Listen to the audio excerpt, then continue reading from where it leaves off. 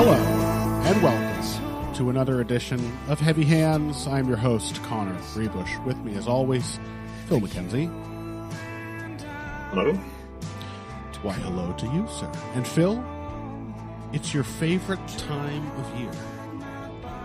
A time full of togetherness, rejoicing, gratitude. I know one of your favorite concepts. And certainly nothing to do with resentment, national or otherwise. That's right. Thanksgiving is right around the corner. Where we can, yes, celebrate the... Is it again? It's for the blessings of the harvest? That's lame. I always thought it was about, like, celebrating that you freed yourselves from British tyranny or something cool like that. It's just a harvest? That's lame. That's the 4th of July. Yeah, I guess so, yeah. Yeah. I guess where it's a celebration of being freed from religious tyranny. Yeah. By moving to a place where we can establish a whole new kind of religious tyranny. Yes, well, by all the religious extremists in the UK then leaving to go to America. We finally escaped the perverted perverted customs of a church which was expressly created in order to allow the king to fuck.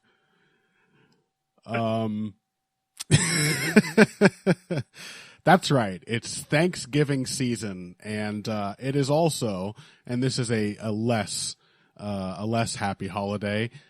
It's a bye week for UFC events, and these two factors combined have forced us to get creative. And so, what we are going to do today, of course, we are going to talk about last week's UFC event, which was, extant. And then we're going certainly there. It did. It was there, and now it's not. And thank God for that. Another thing I'm thankful for. And then we're going to practice some gratitude, Phil. We are going to talk about this wonderful, terrible sport that is mixed martial arts, and all the things in it that we have been grateful to receive this year. Of course, we would love to talk, I think, about the final Bellator event, and we will, in a sideways kind of fashion. There were a couple of really big results there. Patchy Mix finishing Sergio Pettis and Jason Jackson in a huge upset over, I think, undefeated Yaroslav Amosov. But unfortunately, not having Showtime, I have been completely unable to watch the entirety of either fight because to commemorate their final event as an independent promotion, Bellator and Showtime have done a tremendous job of scrubbing the internet of any footage of those fights. So we're only going to be able to talk about it tangentially, unfortunately. Yes, I would guess it's one of those things where, there's a corporate handover going, and they're just like, we got to make sure that everything's gone. I mean, when I switched from whatever it was, like the broadcast providers from BT Sports, whatever it is, TNT over here, it was a hell of a time trying to find out where I was actually supposed to be watching things. Yeah. So, anyway, I suppose this is the Heavy Hands Thanksgiving special, and very special it is. And I think to kick it off in special fashion, let's talk about some middleweights. Yay. Brendan Allen, Paul Craig. Yes, you didn't mishear me. That was the main event from last weekend's UFC Fight Night card. And, I guess we did talk about this very briefly last week, didn't we? Mm-hmm. I think we called it correctly. Yeah, sure. We would just like, well, I don't know. Is that we would like, we said that Brendan Allen was just going to beat him up. And that was true. That was exactly what happened. But, we primarily said it was going to be on the feet, and it was on the ground. Oh. I don't know how much to attribute that to Brendan Allen. Oh, I believe I made the point, a thing that I've always liked and respected about Brendan Allen is that he grapples with everyone. So Yeah. you may have thought it would all be on the feet. I think we agreed he had the option of just beating Paul Craig up on the feet. But this is something I really like about Brendan Allen, is that he has an all-rounder game. And a lot of people who have that approach, who are reasonably skilled everywhere, will their strategic approach to opponents will be to selectively pair off different parts of their game in order to fight, to supposedly to their strengths. And I think this is often misguided, because if your strength is being well-rounded, you should probably try to be well-rounded against everyone to the best of your ability. And I think this is why Brendan Allen is routinely just so hard to beat. That he never feels like things are going wrong for him if he is taken into one phase of a fight or another. So yeah, he did. He proactively grappled. I mean, the very first takedown of the fight was a whizzer kick hip throw from Brendan Allen that put him directly into mount on Paul Craig. He was more than happy to grapple with Paul Craig, and you saw why. Just as he was happy to grapple with, what's his name? The guy that both of them beat. Now so irrelevant. Muniz. Yeah, Muniz. So yeah, now Brendan Allen riding a 6-fight win streak. What did you make of his performance? Yeah, I mean, I think it's basically the performance of someone who has built a functional game against someone who hasn't. Paul Craig's problems in being unable to grapple people, the ideal would have been that he could have somehow addressed these by going down a weight class. He's just bigger. He can just hoss people around more, and then he can actually get them to the ground and make up for his woeful takedown defense, his woeful offensive takedowns. Yeah. But as it stood, it just basically goes to show that there's a limit to the amount that you can make up for in wrestling technique and so on. Of course. Because so much of this fight was Brendan Allen crushing Paul Craig from top position. Yeah. And how much of that was due to Brendan Allen's offensive wrestling prowess? Very little. It was mostly just due to the fact that, there was the first whiz kick takedown he hit, and then pretty much everything else was just Paul Craig doing the Volkan Oezdemir takedown, sort of half-hearted takedown attempt into pulling guard thing. Yeah, shooting straight to his knees with zero drive and just getting flattened. Yeah. But then, as you mentioned after the Volkan fight, Volkan probably just could have sat on top of him and just squished him. That is exactly what happened in this fight. Yep. So much, very little, Brendan Allen. Because, I heard about this one before I saw it, and I heard it was Allen hossing him around, and when I saw it, I was like, oh yeah, that's true to some extent. But it was also just, Paul Craig has never built his game to be able to get the other person down, or more crucially, get himself up from the floor. Yep. So yeah, once he was stuck on the ground, he was just stuck there. That was it. Every round. Yeah, Paul Craig is like a really low rent version of the Charles Oliveira problem. Really low rent. Mm-hmm. We're talking bargain basement. Yeah, but also, Charles Oliveira is actually a very good offensive wrestler. Right, exactly. He's better in every single way, but still there is this fundamental idea that if you're somehow afraid of grappling with Paul Craig, then you're going to react poorly even when you're in optimal positions. And you may even allow him to look way, way better than he is, both as a wrestler and as a striker. Because you're overthinking everything. Whereas, if you see him for what he is, which is a guard grappler with very little strategic understanding of position, and you just sort of think, this is an MMA fight, I should get on top of people when I have the chance. you're going to have ample opportunities to crush him. Mm-hmm. And yeah, Brendan Allen easily out-wrestled Paul Craig. When he needed to, he also just used defensive wrestling to squash Craig's own desperate attempts to get the fight to the ground. And then once he was in top position, I mean, we're talking like MMA 101. Like, get to half guard.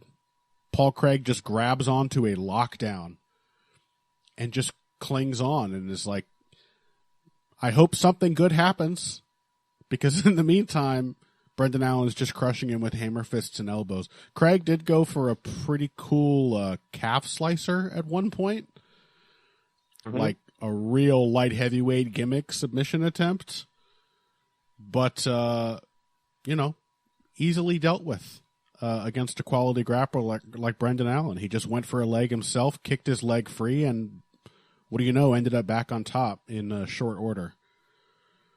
Yeah, Paul Craig just has a completely dysfunctional game. Yep. That's pretty much what happened. I like Brendan Allen. And meanwhile, Brendan Allen is, at the same time, Brendan Allen is simply, I think, a more coherent example of the same thing, right? Because he's not a particularly good offensive grappler. Against both Strickland and Curtis, his main problem was that he was just stuck on the feet for extended periods of time, and you were just like, oh yeah, he's certainly a much better striker than Paul Craig, but he still has no way into his actual A game. Yeah. For Brendan Allen, it's one of those things where he's just a tough, super tough, gritty, well-rounded dude, and he's just racked up a whole bunch of wins that are all at pretty much exactly the same level and no higher. Yeah. There has been no increase in this guy's level of competition whatsoever over that win streak, which is weird. And then it just kind of got him into a really odd main event. Not sure exactly. Yeah, basically it's just he either now, the only people above him is he can fight either. He can fight some of the really popular people in the division, which seems unlikely. The genuinely well-known ones. Is he going to fight Robert Whittaker or Paulo Costa or someone like this? Or he fights someone who's just like him, like Roman Dolidze, or he ends up fighting they could just go for if they want to give another well-rounded tough test to him, they could fight Khamzat Chimaev. Oh God! I don't think they will do that. Well, Chimaev I think they'll try and give that. Chimaev is now calling out Pereira. God. Yeah, he likes doing silly things like that. Yeah, talk about somebody just blowing a massive amount of goodwill. I don't know. I think there are a lot of fringe ranked matchups that you could feasibly give Brendan Allen. I could see them matching him against Michel Pereira, or even somebody like Marvin Vettori. Or as you said, Roman Dolidze. I wouldn't mind seeing him fight somebody like Robert Whittaker. As a comeback for Whittaker and an opportunity for him. Maybe somebody like Jack Hermanson. Yeah, essentially he just needs to step up because he's been fighting people who are exactly in the 13 to 20 range at middleweight. To be fair to him, I would say Andre Muniz was kind of a step up. Andre Muniz had a lot of momentum when Allen took him on, and now it seems in retrospect like he was a joke because he lost to Allen and then lost even worse to Paul Craig, but Allen was the guy who exposed him. But it does seem likely that any matchup, particularly against a strong defensive wrestler who can strike aggressively with him, that Allen is still going to get cooked. The striking defense. That was exactly the word I was going to use, The striking defense is the major shortcoming for Allen. Even in this fight, I couldn't even really see what happened, but at the moment when he just decked Paul Craig with an overhand right, He also got nailed with something or just lost his balance when he was going for the finish at the start of round 3.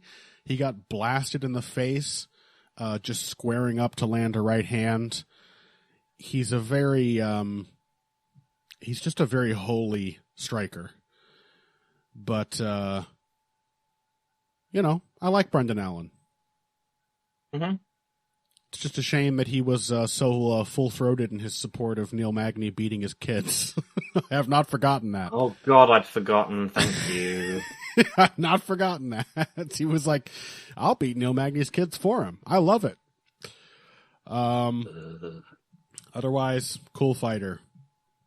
Hard-nosed.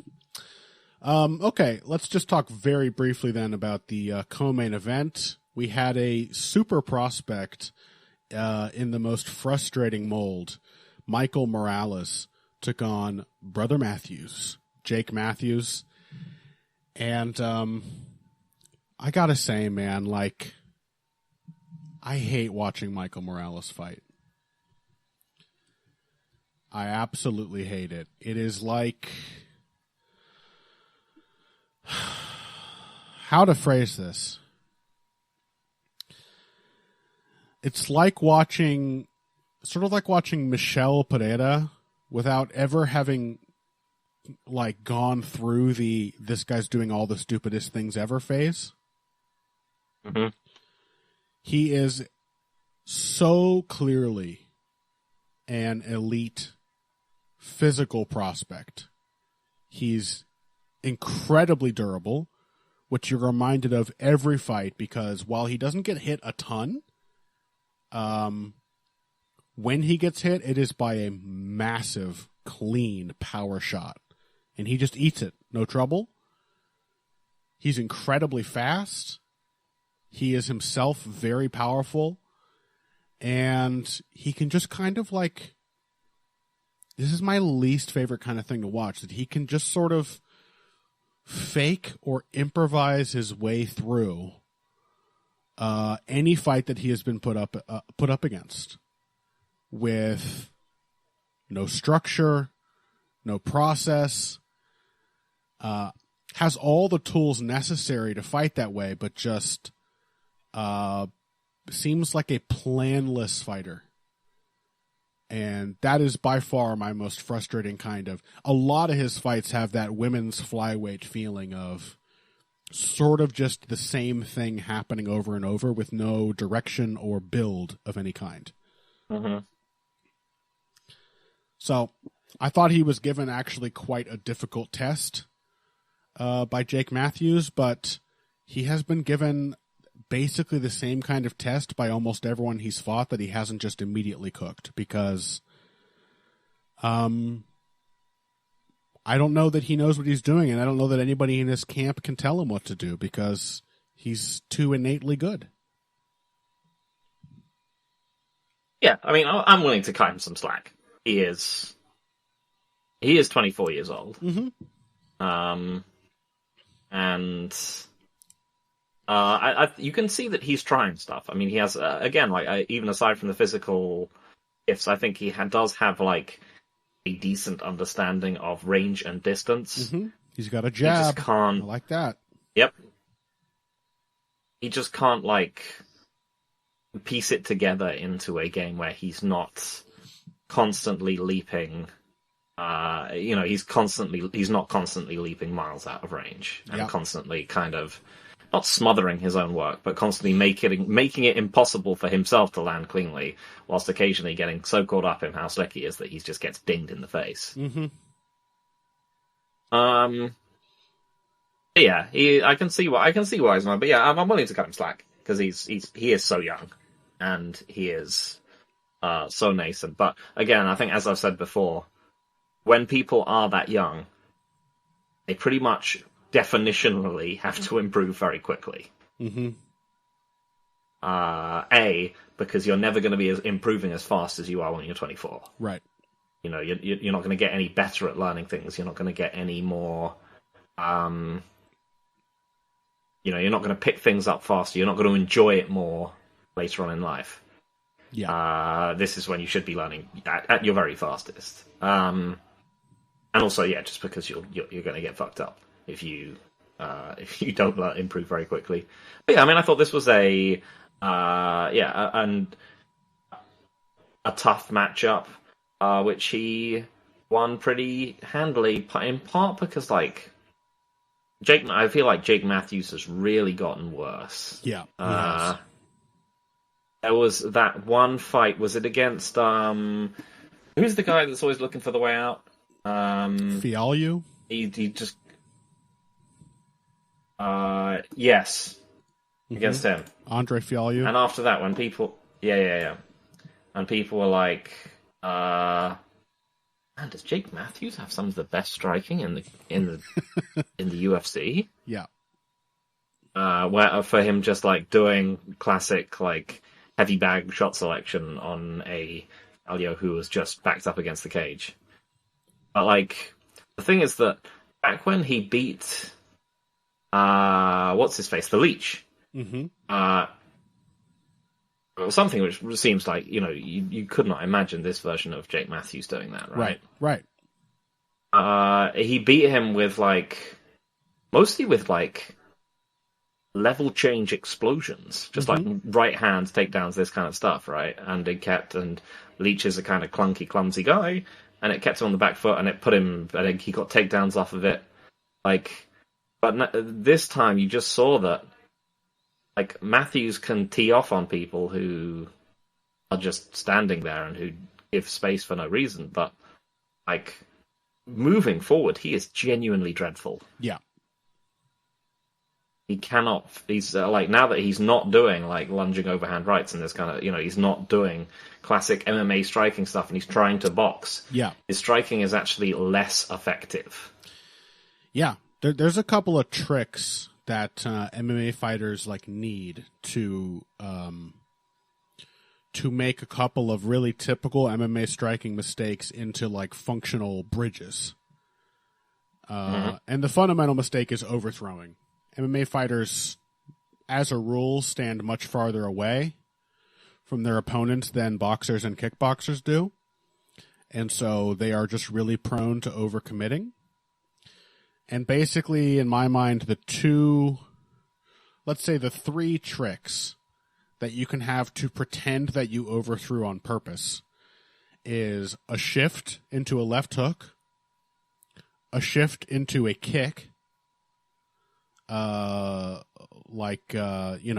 hand, left kick, or the level change. And all of these make it look like there is some plan, and indeed something deliberate. But when you see a guy like Jake Matthews did he even try to take Morales down?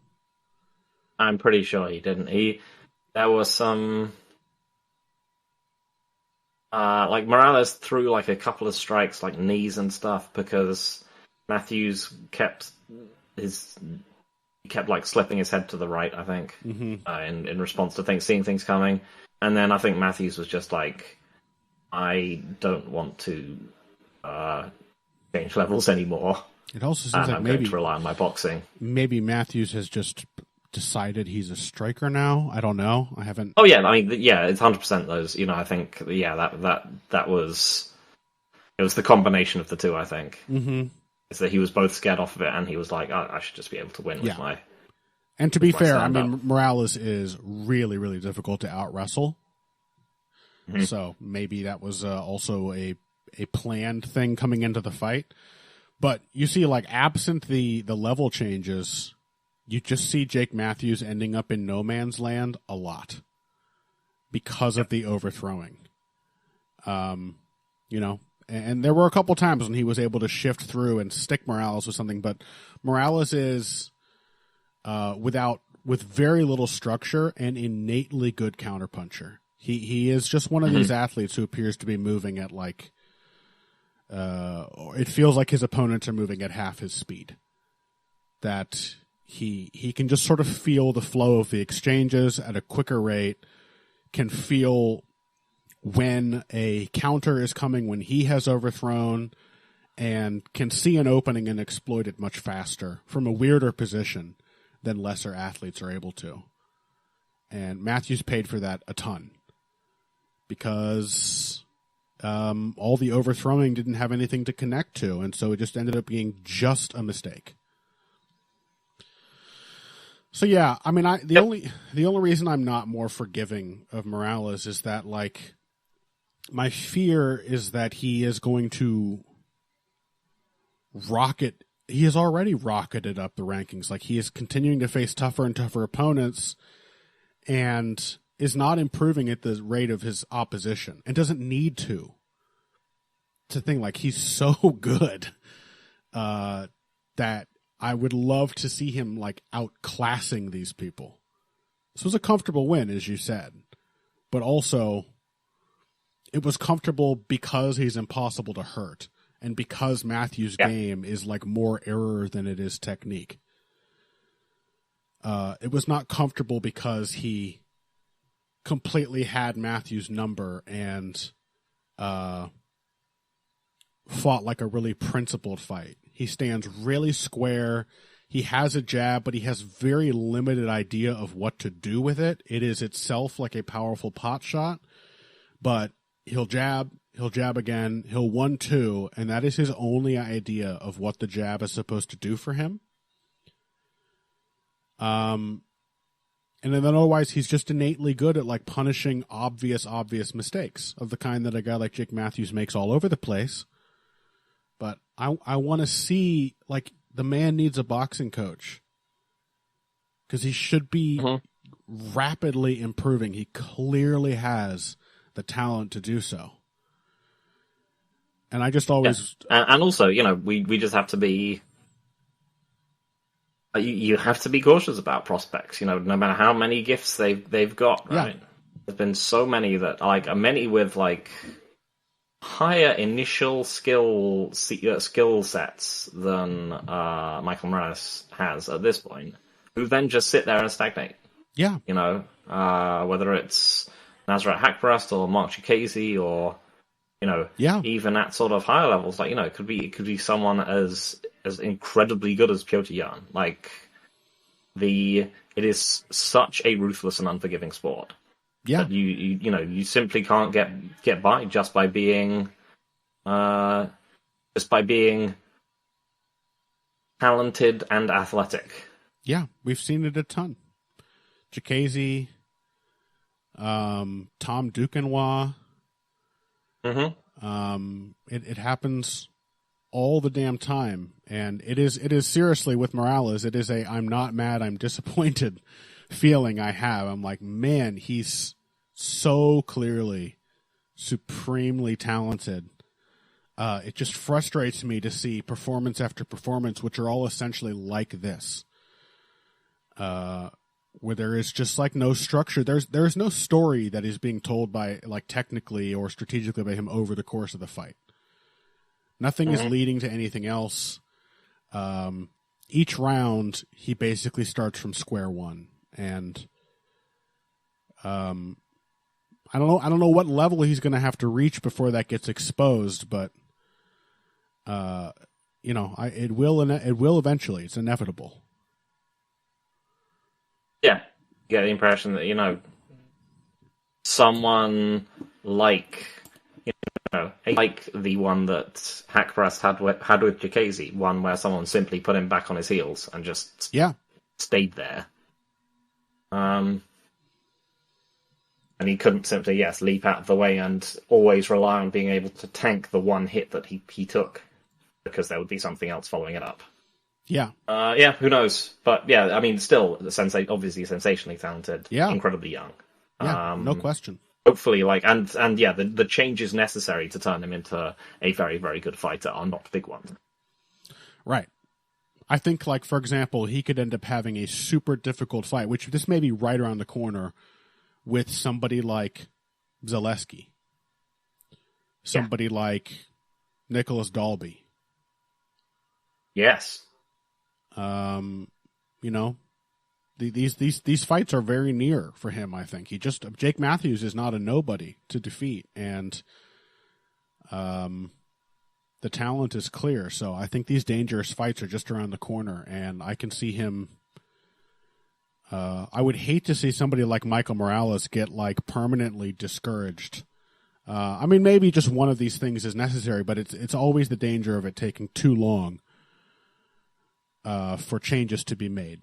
I don't mean to be like sound the bells of doom too soon, because as you said, he's 24 years old. He's insanely young. But still, time waits for no man. I mean, yeah, as you know, we've said before, like people who. Oh, I mean, it's not everyone that turns it around immediately. Charles Oliveira is the classic example of someone who took years to turn it around. But also, Charles Oliveira was someone who came in with a very high base skill set. True. Yeah, was not. It was just all a about sort talent. of building the mentality and to some extent the physicality on top of it, because he was a skinny, slightly vulnerable kid, and then he grew into a sort of bigger lightweight. This Morales does not have to build the physicality or anything like that. He has to build the skill set, and that is hard. Yeah. All right, well, that is more than enough. But still, like a fighter I will be watching very closely, so I'm glad we got to talk about him. Might be the first time we've really discussed Michael Morales in depth, but we'll be following his development or lack thereof going forward, so that's good. Let's cut it there, take a break. When we come back, Thanksgiving? Hey everybody, thanks for listening to this week's Heavy Hands. If you like what you hear, please consider pledging to support the podcast on Patreon. Patreon is basically continuous crowdfunding. You sign up to contribute a certain amount per month to help us with production costs and the like, and in return you get rewards ranging from a mention on the Heavy Hands website to a question or topic of your choice being discussed on the show. We have a lot more in the works to reward you for your help, and we appreciate every contribution. No amount is too small. Just head over to patreon.com and find how you can help out, the only show dedicated to the finer points of face punching. Now let's get back to it. All right, welcome back to Heavy Hands. It's holiday season, Phil. Hooray! I mean, sort of. It is where you are. Yeah, well, in my actual job is also primarily run from America, so it sort of is for me as well, because there's going to be no senior management annoying me. You'll be hearing a lot of teleconferenced belches over the next few days. I mean, I just recently learned from you that apparently you have a little Thanksgiving tradition of your own. That is true. I go out with some of my friends, and we go to a local joint called Texas Joe's, which does traditional Texas barbecue, and then traditional. Well, it does do traditional Texas barbecue, but it also does traditional Texas Thanksgiving, and then we eat it and then feel extremely sick. Traditional in heavy air quotes for my American listeners. For the barbecue more than the Thanksgiving fare, I actually have pretty strong faith in your guys' ability to replicate that. I think most of it is like some English ass food anyway. Mm-hmm. As for the barbecue, I don't know. I have more faith in your guys' ability to recreate that than I do, say, your Mexican food, which is bad. but I think you have most of the ingredients necessary for barbecuing meat. Mm-hmm. So, although it is run by an actual American, I believe. There's a Cadillac outside. Wow. Yeah. I just See, love that's that. how you know. I love that you have a kitschy novelty Thanksgiving celebration at like a theme. So I was saying, this is why you need to find like Bert's eel restaurant or whatever it is. Yeah. Assuming that there is such a thing in Cincinnati. Mm-hmm. I could get a lovely barm pay wet. Yes, a smack barm pay wet. Delicious. I'm reminded of the Little Britain in Arrested Development when they have the British waiters dressed up in like cowboy costumes. Well, howdy, partners, and get yourselves a couple of burgers, and we'll round up some donuts for you. Yeah, we definitely need some of those. But anyway, we're going to talk about usually the cast of this show, Phil. And I don't think I'm blowing anybody's minds out there listening, is quite cynical. we're a couple of downers, and Yes. a couple of depressive personalities. And MMA is, by and large, I mean, often a very depressing sport, but it is also a very exciting sport, which has retained our fascination for many years and continues to excite me and surprise me and confuse me in the best way. And there are still so many wonderful characters that I'm attached to. And so we're going to practice some gratitude. And we're going to go around the table. Of course, it's just the two of us. And the table is, in fact, a bar stool on which we've set a bowl of peanuts and a couple of pints of bitter. And we're going to talk about the things in MMA this year that we're grateful for. And we both hit upon the same first thought, which is... which pretends, I think, a bright, if somewhat scary future for the sport. And that is the growing cracks in the sort of corporate facade, or the facade of like corporate hegemony that is UFC global domination. It's starting... Yep. Just starting, I think, to maybe fall apart. And I am genuinely very grateful and scared, but excited for that to happen.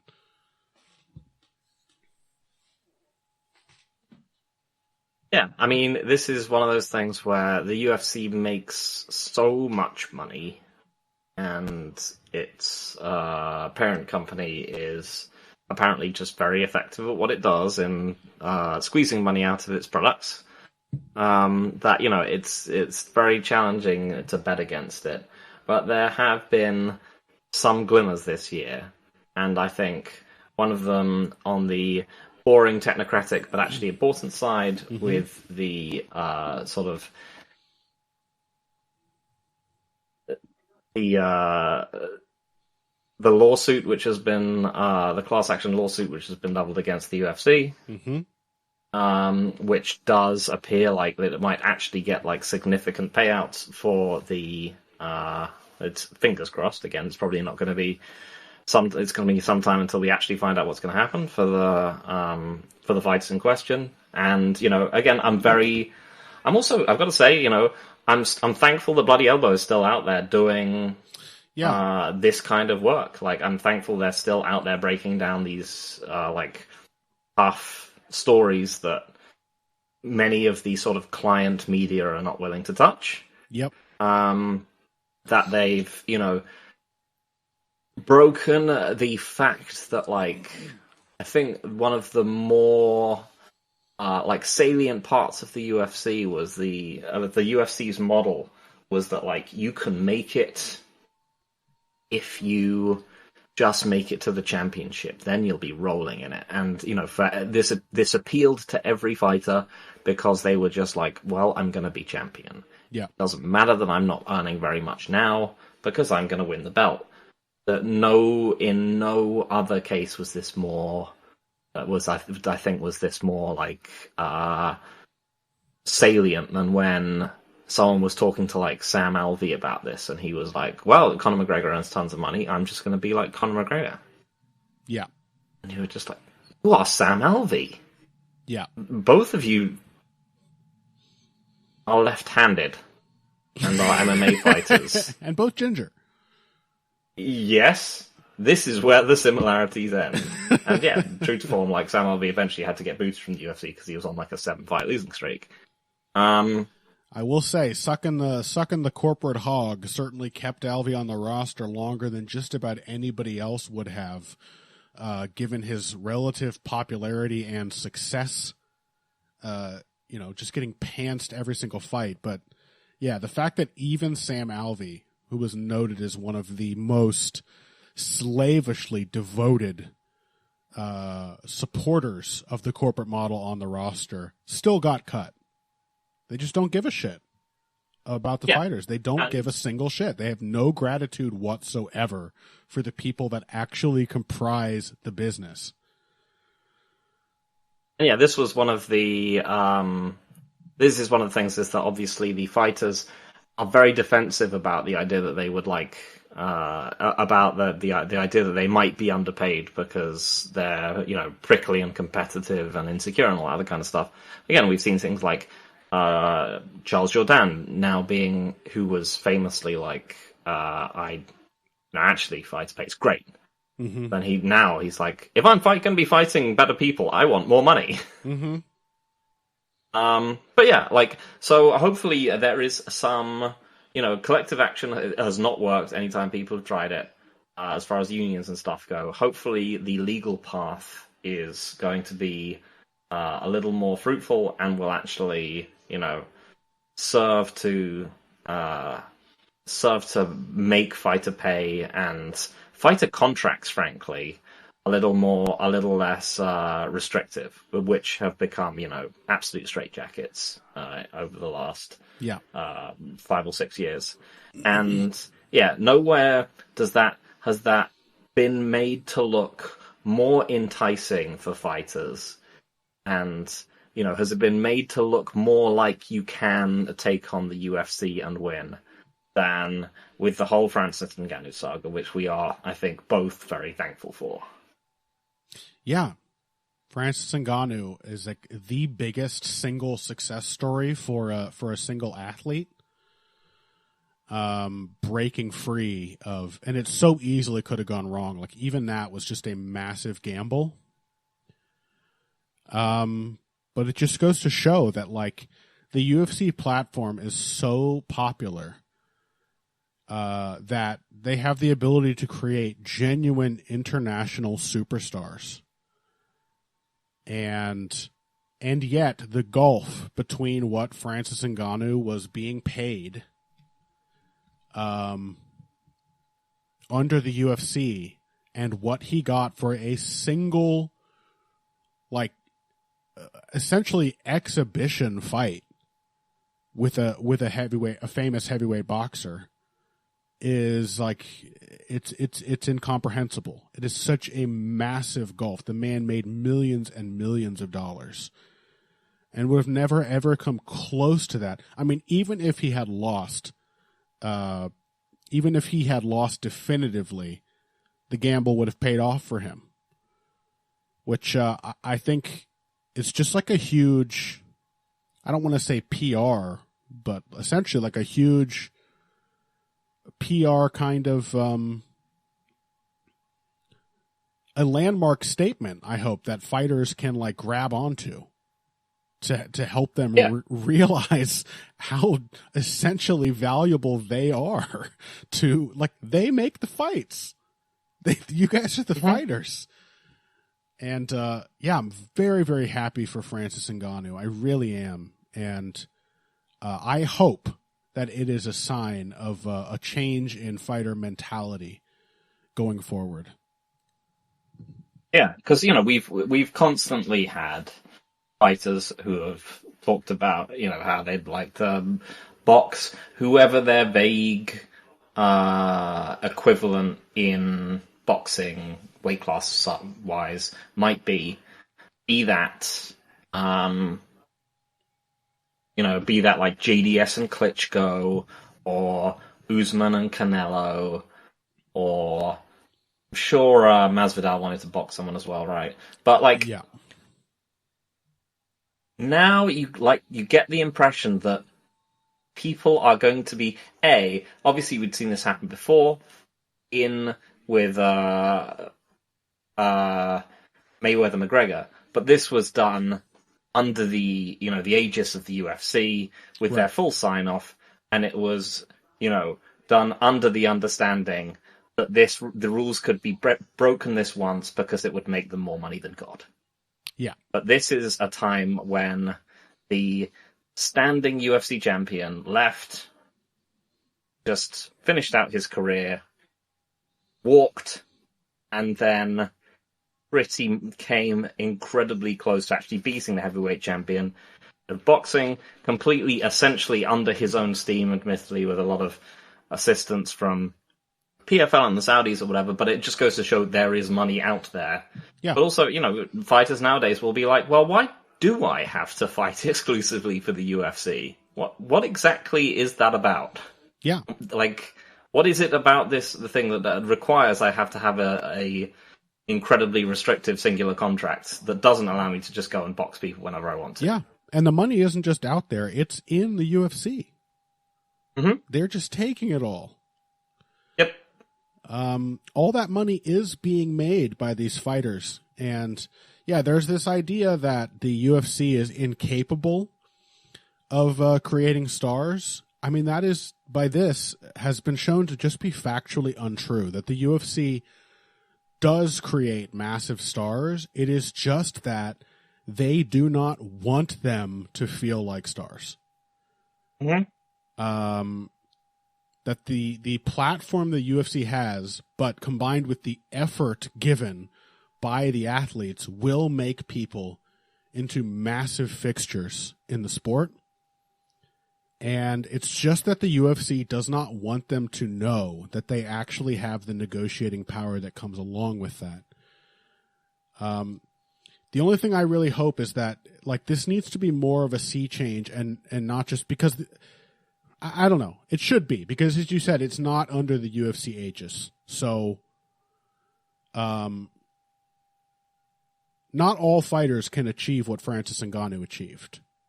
Just as not all fighters not all the Sam Alveys out there can make it to Conor McGregor status.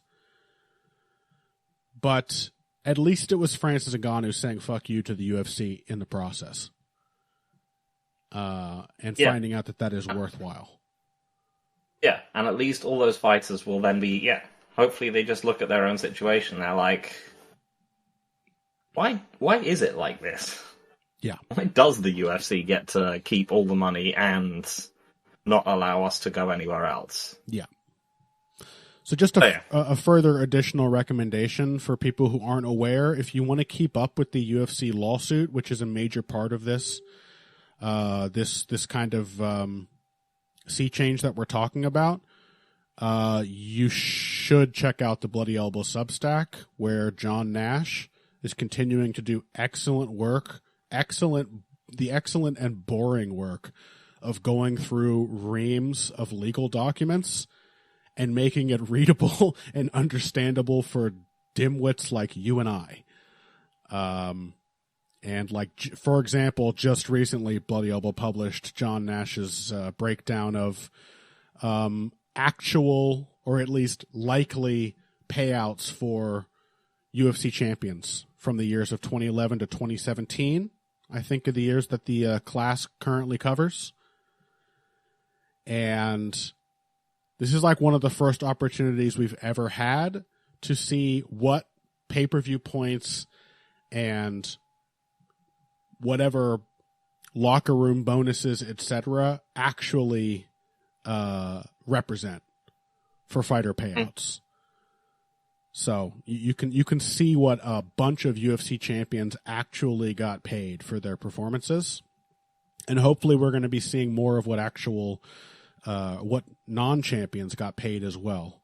All I know is that for the years covered, the median pay for UFC fighters was a measly $29,000 a year, or per fight.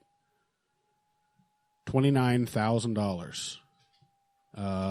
Maybe half of which, after taxes and fees and everything, is probably kept by the athletes.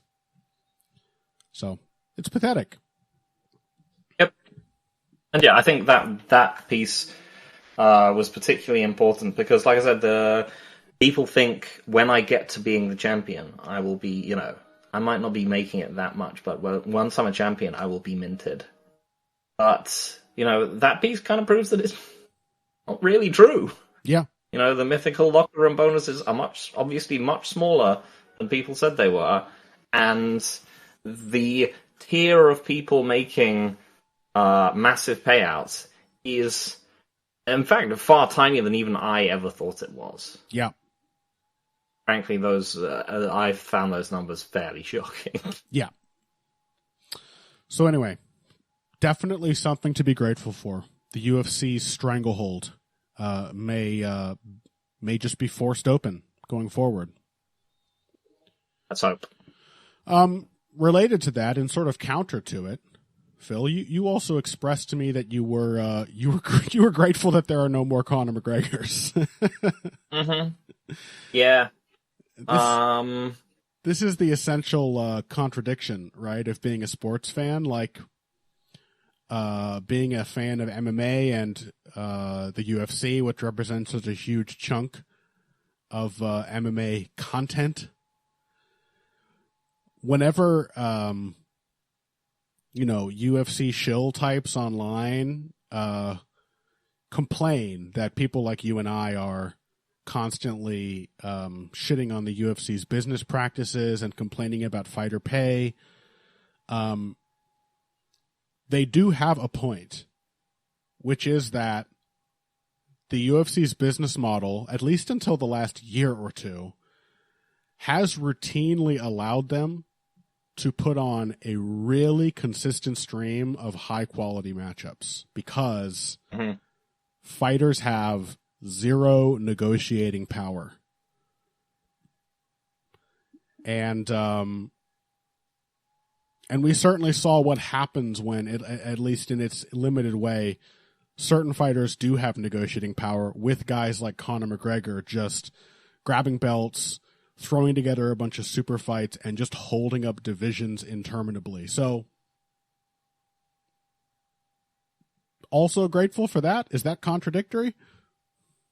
Yeah. I mean, if a lot of people will be like, I miss the days when there was, because mostly people get into the sport during big waves of popularity driven by singular athletes, right? Yeah. There's the people who were brought in by Brock, and then there's the people who were brought in by Conor, and there's presumably smaller waves of people brought in by like John Jones, Izzy, and so on. But yeah, I mean John Jones was ever a person he was more sort of someone who was like Silver or GSP. I mean, I guess from a Canadian perspective, maybe GSP would qualify, sure. But a lot of them were sort of built their stars steadily over time. But yeah, I think maybe all of them to some extent.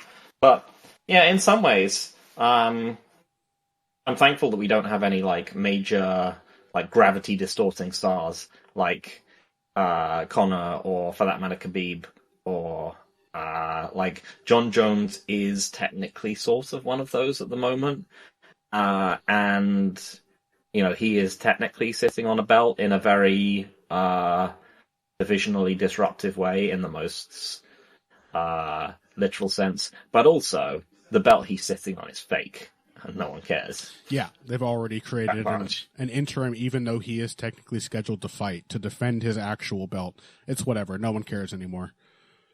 I mean, yeah, and the belt was the belt that John Jones won was invented because the lineal heavyweight champion had gone off to fight Tyson Fury. Right, of course. And so like both of these belts have just been made up, and the Tom Aspinall one is probably going to get defended first and is much more legitimate, and so no one really cares.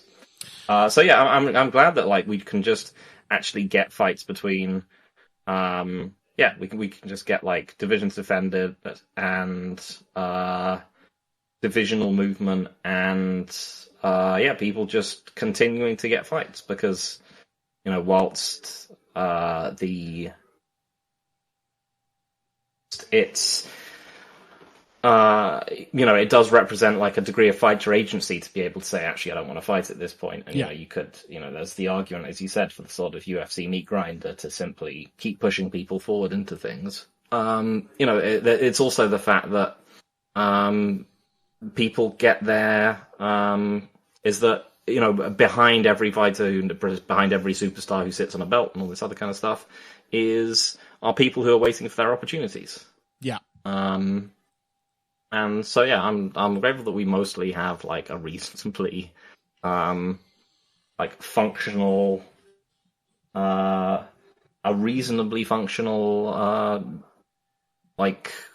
pool. And things like Sean O'Malley getting a bogus fight against Cheeto like months from now. Yeah. As a is annoying. But again, it's not as bad as it used to be. I've got to be honest. No, it's not. It's reasonable. And yeah, I mean, one thing just sort of related to this that I do appreciate about MMA is,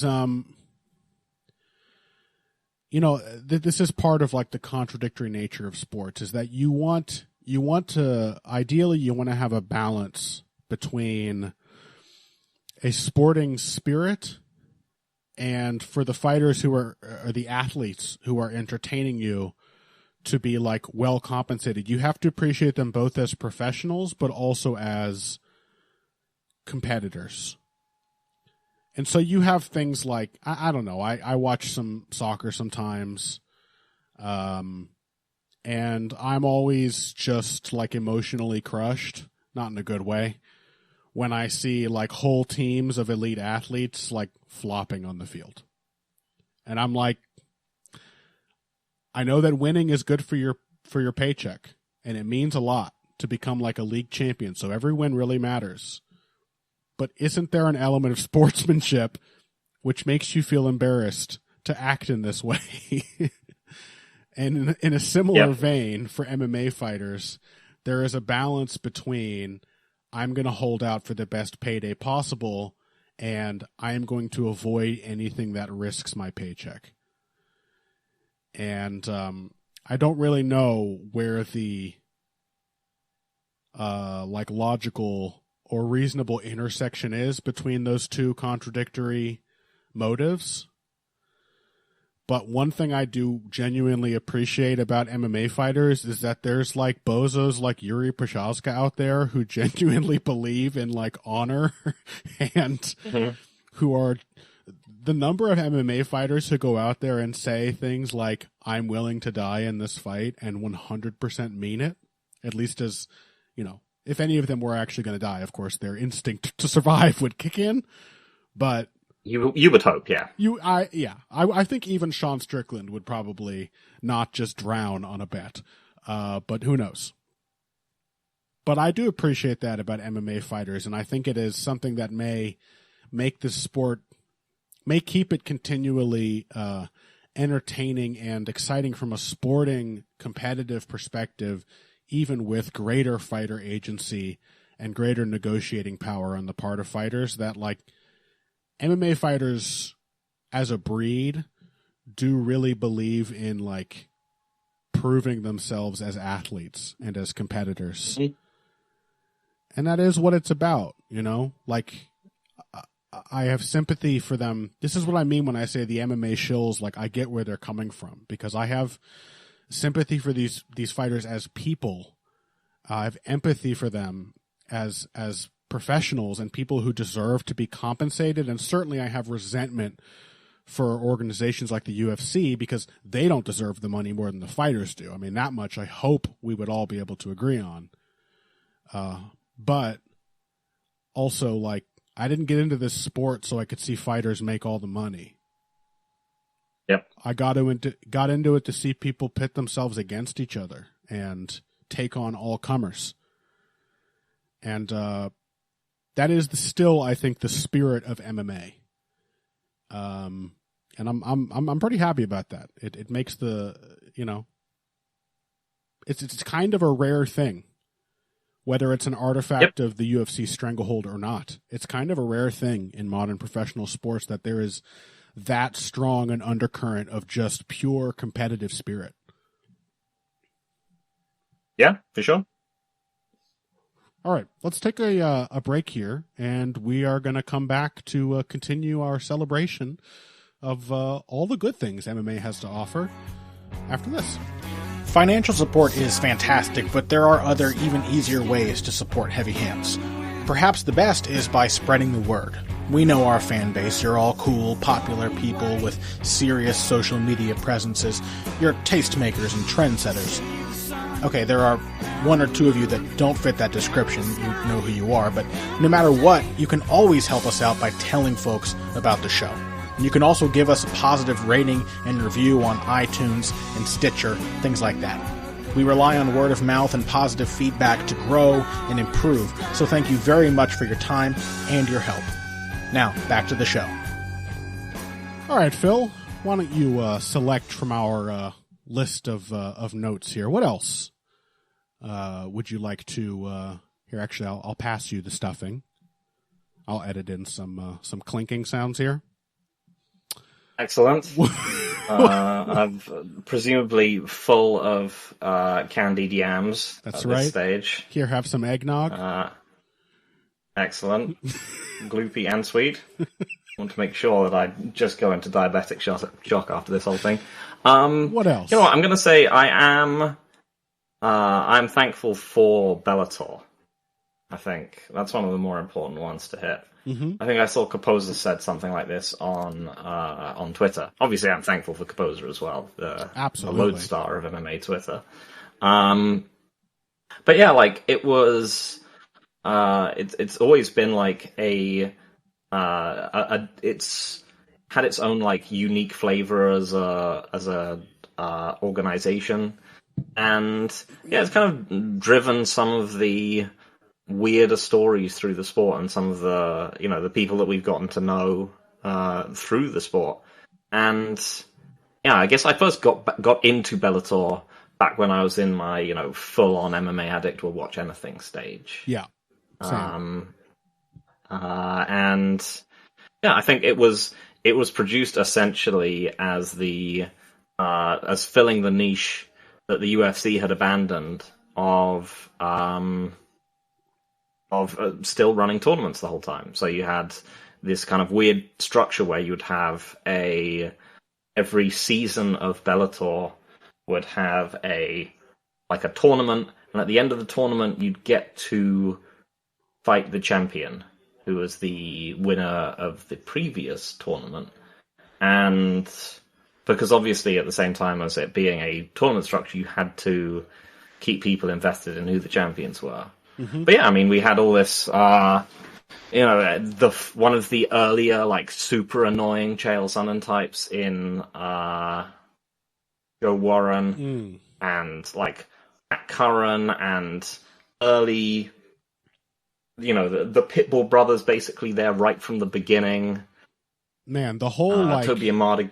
The Warren, Curran, Pitbull, Strauss era of Bellator right towards coming up to the end of the tournament structure was so awesome.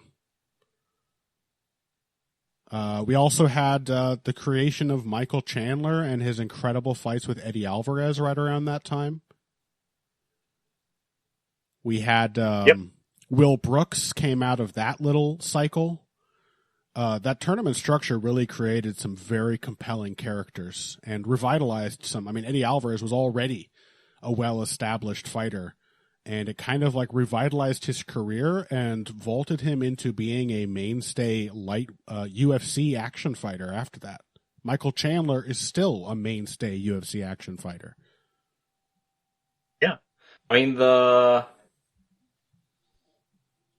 interesting thing is that, the Bellator, as all people who try this essentially realized, is that tournaments are incredibly difficult to run. Yeah. MMA fighters are difficult to pin down at the best of times, ensuring that you get a bunch of them into, a format with it that needs to build to a singular, build to a final kind of thing, and that they're all going to be there for it is challenging. And so, after a while, they switched, during the Coca era, essentially, they basically switched to just going back to being like the UFC, or as in the case of Coca, it was like Strikeforce, where it was just, if you won a bunch of fights, you can get a title shot. And to be honest, I always missed the tournament era a little bit. Absolutely. Because like you said, you really got to know people as they moved up through a tournament. It really sort of gave a narrative to each event that you don't necessarily get from any other MMA product nowadays. Yeah. I 100% agree. I wish there were more high-profile MMA tournaments. I was talking about this, like, even in boxing, when these do happen, the Superfly series, there was the Super 8 thing that I think was middleweights or super middleweights, when, like, you had Andre Ward and Carl Froch and Mikkel Kessler and all these guys fighting each other. There's nothing in combat sports quite like a tournament. Like, they're obviously, tournaments are part and parcel of how team sports operate. And it's because there's a lot more flex in a team sport. You can afford to lose or have temporarily injured or whatever a bunch of athletes, and the team will still hold together, which is why that's realistic. In combat sports, it's much harder because if the one athlete gets injured, the team's out. And then the whole tournament is fucked. But it's a shame that they're logistically challenging to run because tournaments, again, are like, I think really get at what is essentially fascinating about sports. You know? Just seeing everybody have to fight each other and then paring it down till you get to the two nominally best people from that bracket is great. And like I said, I remember, like, I still fondly remember, like, people that, fighters that many people have probably completely forgotten. I remember Rick Hahn from the Bellator era. You know, like, there are still fighters that stand out in my mind because I spent several events in a row watching them, like, progress and wondering, like, ooh, what is going to be the style matchup that this guy runs up against that he can't beat? How good is he really? And love a tournament. And now Bellator has been subsumed by the PFL, which still runs a tournament model, right? Yeah. I mean, it remains to be seen what happens with the structures of the two companies, how much they merge them, whether they decide to, maybe PFL, maybe they decide that, with all these fighters, it's actually too much of a hassle to do, like, tournament structures, and they can just throw them into a big pot, like, and have another UFC Strikeforce type model. Again, I would really like to see tournaments. I would really like to see mixed PFL and Bellator tournaments. I think that would be awesome. Yeah. But yeah, like you said, like, there's, I'll always have fond memories of, like, Bellator gave us some of the weirdest MMA champions in modern memory. It gave us Alexander Shlemenko or Emmanuel Newton. Hector Lombard. Yeah. Just like super weird.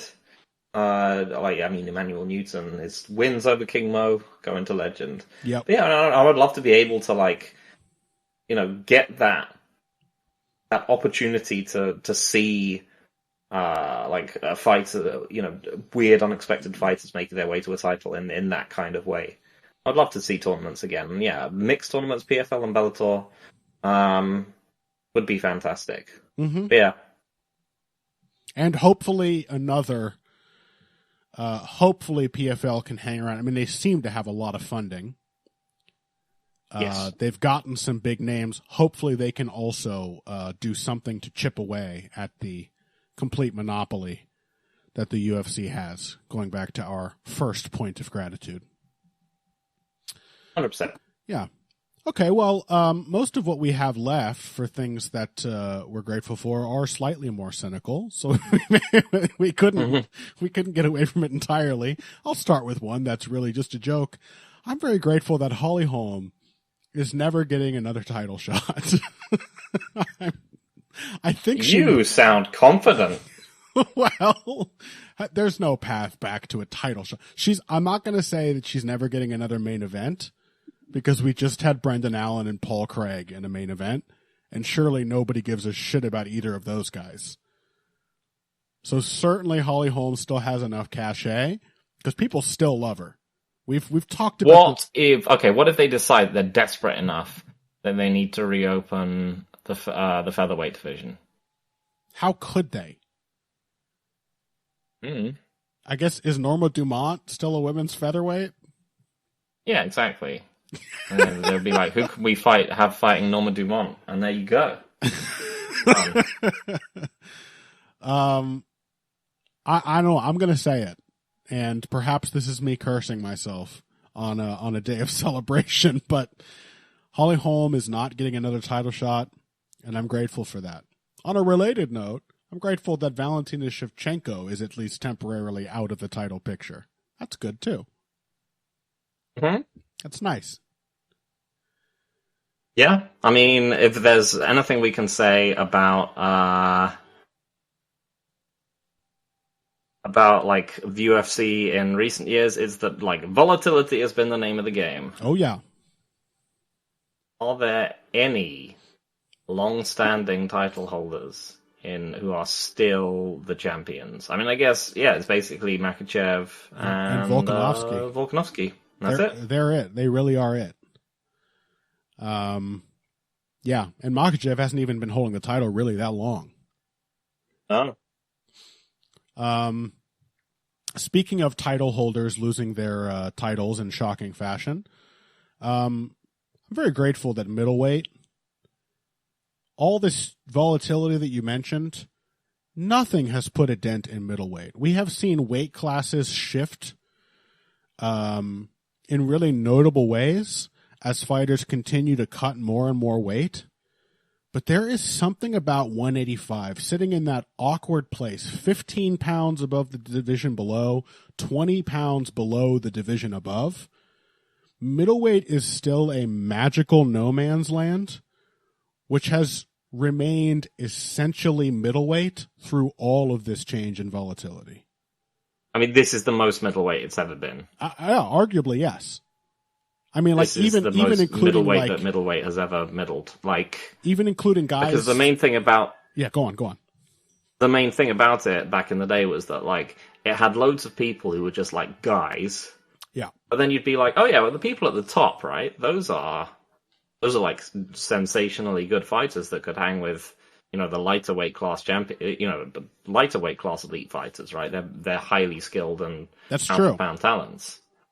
And now you're like, I mean, Sean Strickland versus Dricus du Plessis is one of the most middleweight guys versus guys title fights. It is the most middleweight guy versus guy title fight since like whoever Rich Franklin fought in his second defense. That's true. We had a minute there, quite a while, where it was like middleweight was middleweight, and then at the peak you had Weidman, Rockhold, Jacare, and Romero. And then Bobby Knuckles broke in, and you're like, all of these guys are elite. Like, they are so clearly better than, they are a whole tier above the entire rest of the division. That started to break apart. Jacare got old. Romero left for Bellator. Weidman utterly imploded. Rockhold likewise. But then we had, Bobby Knuckles, Adesanya. There was still, like, for a brief moment, this feeling that there is a middleweight elite. And now it wasn't a brief moment. Like, I mean, aside from Bisping taking the belt, which was a heartwarming and very brief moment, where, again, this was also coupled with insane bullshit belt-sitting God. He just loves to like, I'm going to fight Dan Henderson and GSP. Well, but apart from that, which was most people agreed was like an anomaly, this is the most like a fight between Sean Strickland and Dricus du Plessis is the most indicative of like the mean of middleweight as opposed to like the pinnacle. Since like I would say, Rich Franklin, Nate Quarry. Yeah. And now look. Everything else, you're like, at least the champion is just a sensational elite talent. Yeah. That no one can touch. And now look. Now look. Sean Strickland. The most middleweight fight ever. I'm genuinely looking forward to it. It's going to be tremendous. Oh my god, so much. Sean Strickland is at the top. Dricus du Plessis is the top contender. Who else even is there? Like, Israel Adesanya is like in the wind. I don't know what to make of him anymore. And then we have like Costa is having some kind of breakdown somewhere. And also like hasn't won very many fights. No. Who else would it be? Who else is it? Jared Cannonier. Yeah, it's just Whittaker again, and Whittaker and Cannonier. Vittori is like still doing his thing, I guess. Fluffy Hernandez is on the come up. Kind of. It's very Brendan middleweight. Allen. Oh, it's Chimaev. They want to get Chimaev in there. Yeah, but even Chimaev is more middleweight than you thought. Yep. You know? Sure is. It is this beautiful process where somehow this division, like I said, I think it's just because it sits in the weirdest place with these oddly. People don't know whether to be good or not. They just can't decide. Yeah, and it sits in this oddly large gap between the neighboring divisions where it has just remained middleweight. It's beautiful. Mm-hmm. Even something like Michel Pereira being forced to move up and discovering that, in fact, he has been a middleweight all along. It's a wonderland of mediocre fights, and I'm genuinely very grateful for it. Hopefully 2024, which is right around the bend, will be a triumphant return of the League of Extraordinary Journeymen. Yep, for sure. Maybe Dricus beats Sean Strickland, and we get a Dricus Jared Cannonier title fight. Oh my God. Can you imagine? I don't even know who I'd pick. It's so stupid. All right. Last thing I think that deserves mentioning. Another division which looked like it was going the way of the dinosaurs quite recently and is now, I think, perhaps more, if not stacked, then more populated than ever. Flyweight is still here. And it's here and bigger than ever in every way. What was the count? You just went and hand counted. It's 45? It's some insane amount of fighters. Yeah, I think it wasn't quite that much, was it? Was it? I think it was 40, possibly 50. I think there are more flyweights on the UFC roster now. This is a positive byproduct of the UFC's cancerous need to just fill the schedule with as much crap as possible. But this is a genuinely positive byproduct of that. That pre what was it, Cejudo Dillashaw era, the UFC flyweight roster was down to 6 or 7 fighters who were really only clinging on because the UFC hadn't managed to schedule them into losses, which gave them an excuse to cut them. And since then, that was maybe 2019 or something like that, they have added a ton of flyweights. It doesn't really feel fully like flyweight anymore. There's a bunch of not quite bantamweights in the division now, a bunch of weird, big, tall, lanky guys, a lot more so basically, bigger in every way. The division is just there's many more people in it, but everyone in it is also just way bigger than flyweights used to be back in the day. And a lot more guys defined by power and low output, a lot more positional grapplers. It's a stranger flyweight division. Less just guaranteed scramble nonstop. But it's still, by virtue of being little dudes fighting, routinely a lot more fun. Even the bad fights, CJ Vergara, what was that fight he had? I cannot remember. I've clearly already driven it out of my mind. CJ Vergara had his Vinicius Salvador, Daniel Da Silva, where he just got wheel kicked to death for the entire. It was a terribly stupid, unstructured fight, but absolutely thrilling to watch. Flyweight it can't help but be a good and entertaining division, and the UFC has picked up some interesting quality fighters. I talked last week about Steve Erceg, a new signing that I think looks like quite a sharp and interesting striker. Amir Albazi did not look remarkable when he got picked up, but he has proven to be quite strong. Kai Kara-France has improved and rounded out his game. Brandon Moreno's still in the picture. Brandon Royval is kind of finding the happy medium between being completely insane and actually trying to win. There's a lot of flyweights on the roster, and I'm happy about that. Yeah, and yeah, also you get to see which one, you get to develop like the actually good fighters rather than simply having to throw them against. Yeah.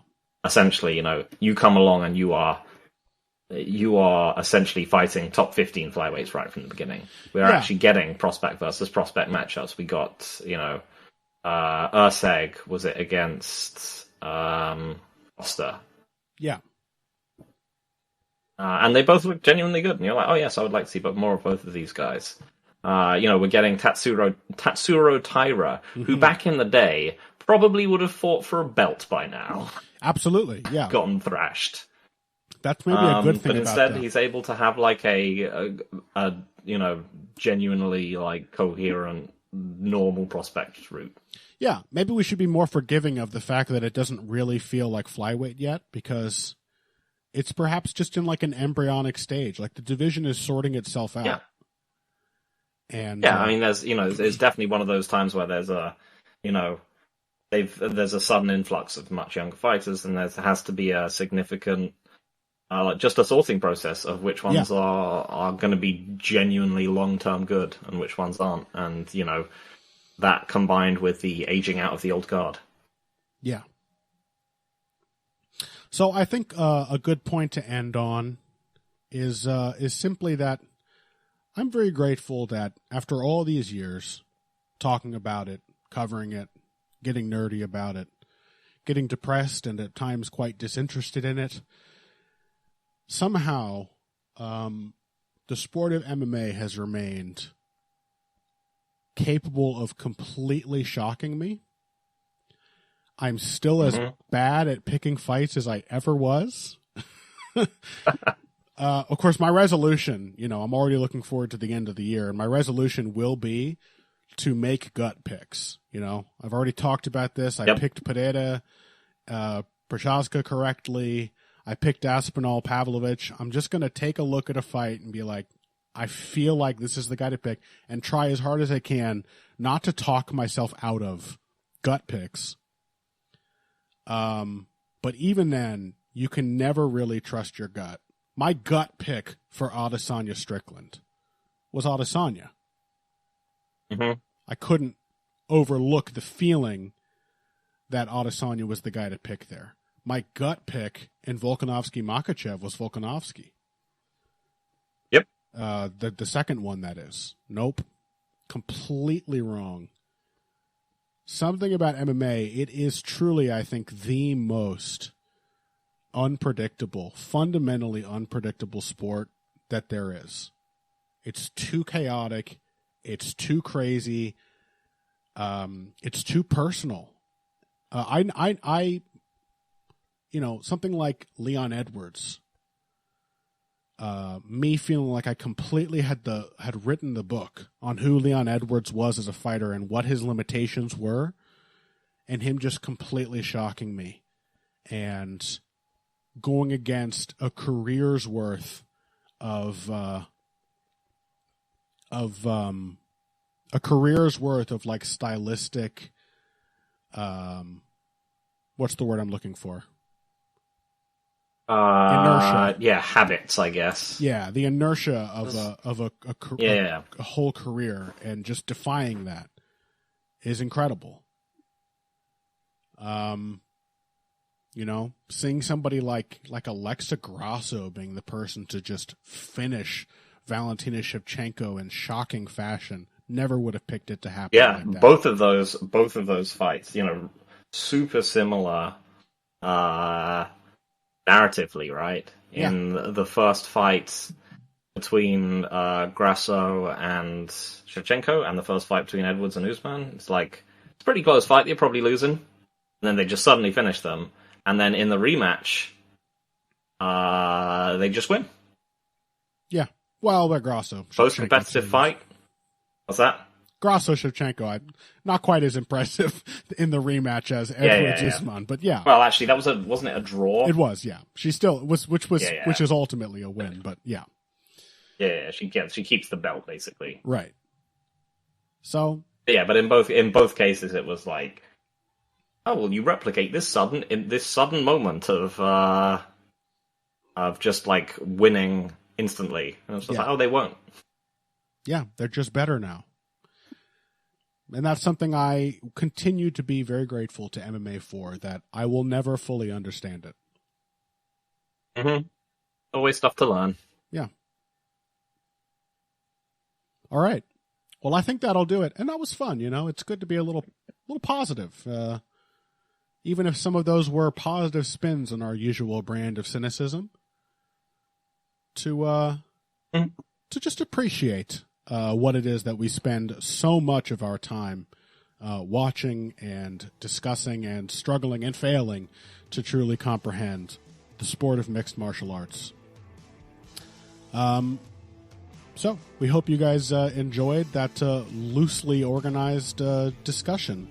And we hope that you are feeling grateful for some of these things too. And you know what? Why not let us know in the comments some things that you are grateful for in the sport of MMA. And you can also get at us on social media. Phil at Evil Greg Jackson and myself at Boxing Bush on Twitter. You can also find me on Blue Sky at King Typo. And we're also grateful for you, the listeners, and especially those of you who support us on Patreon. And we will be back next week to look forward to a surprisingly strong fight night card, main evented by Benil Dariush and Arman Sarukian, but with a pretty stacked undercard to back it up. Looking forward to that. We hope you guys are too. And until then, if you came here today for the finer points of face punching, you came to the right place. This has been Heavy Hands.